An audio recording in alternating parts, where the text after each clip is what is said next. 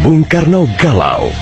Ia menghitung jika sampai terjadi peperangan, secara matematis tidak akan mungkin bisa mengalahkan sekutu.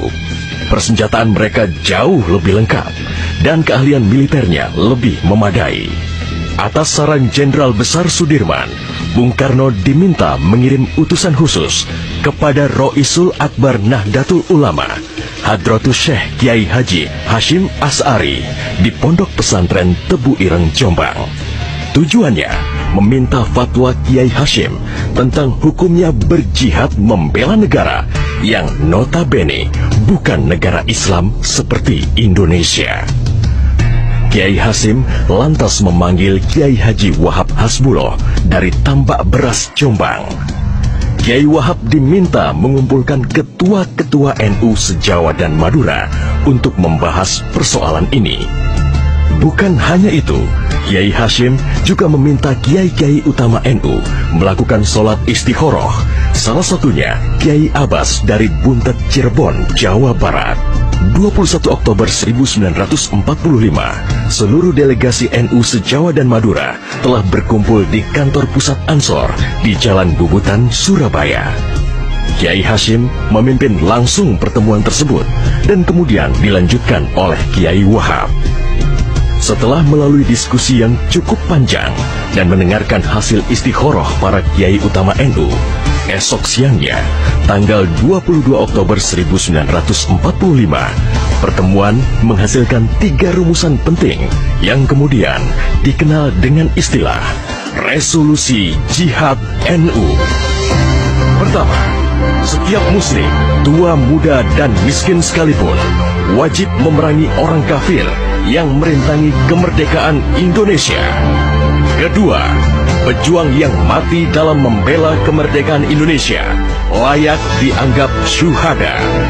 Ketiga, warga yang memihak kepada Belanda dianggap memecah belah persatuan dan oleh karena itu harus dihukum mati. Dokumen resolusi jihad ditulis dalam huruf Arab Jawa atau pegon, ditandatangani Kiai Haji Hashim Asy'ari, disebarluaskan ke jaringan pesantren, tak terkecuali kepada komandan-komandan Laskar Hizbullah dan Sabilillah di seluruh penjuru Jawa dan Madura. Dokumen resolusi jihad juga dimuat di sejumlah media massa pergerakan masa itu. Hanya berselang 3 hari pasca resolusi jihad dicetuskan, 6.000 tentara sekutu mendarat di Pelabuhan Tanjung Perak, Surabaya dengan persenjataan lengkap. Mendengar kedatangan pasukan penjajah, ribuan santri dan kiai dari penjuru Jawa Timur bergerak menuju Surabaya. Situasi pun terus memanas dan cenderung tak terkendali. Resolusi Jihad NU telah memompa semangat perlawanan rakyat dan memicu terjadinya pertempuran hebat selama 3 hari di Surabaya, tanggal 27, 28, dan 29 Oktober 1945. Tentara Inggris kewalahan menghadapi perlawanan rakyat Jawa Timur. Mereka lantas mendatangkan Bung Karno ke Surabaya untuk diajak berunding melakukan gencatan senjata. Pagi hari tanggal 30 Oktober, gencatan senjata ditandatangani pemerintah Indonesia dan Inggris. Namun, sore harinya terjadi insiden di Jembatan Merah yang menewaskan orang nomor 1 tentara Inggris di Surabaya, Jenderal Malabi. Gencatan senjata pun langsung berakhir.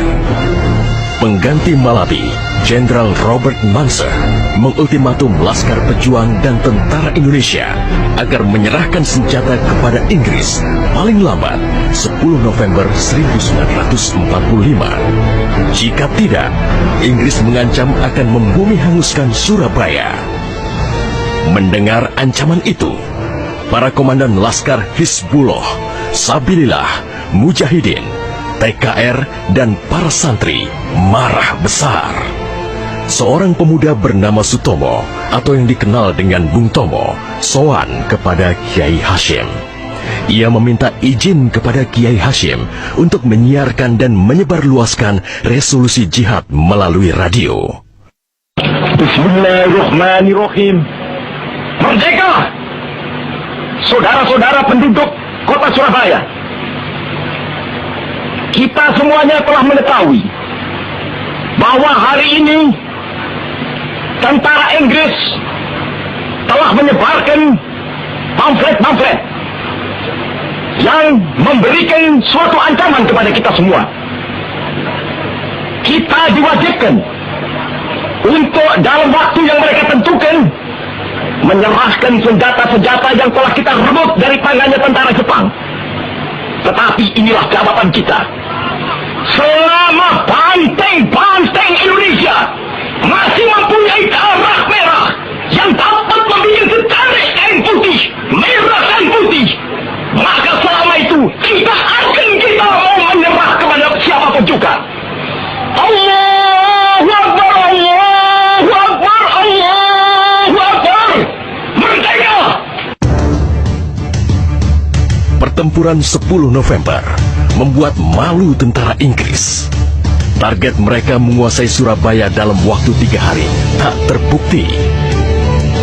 Bahkan di hari yang kedua, Inggris kehilangan Jenderal Robert Munser. Artinya, dalam 1 bulan menghadapi arek-arek Surabaya, mereka sudah kehilangan 2 jenderal terbaiknya. Perang Surabaya berlangsung selama 3 minggu. Takbir dan pekik merdeka menggema selama pertempuran berlangsung.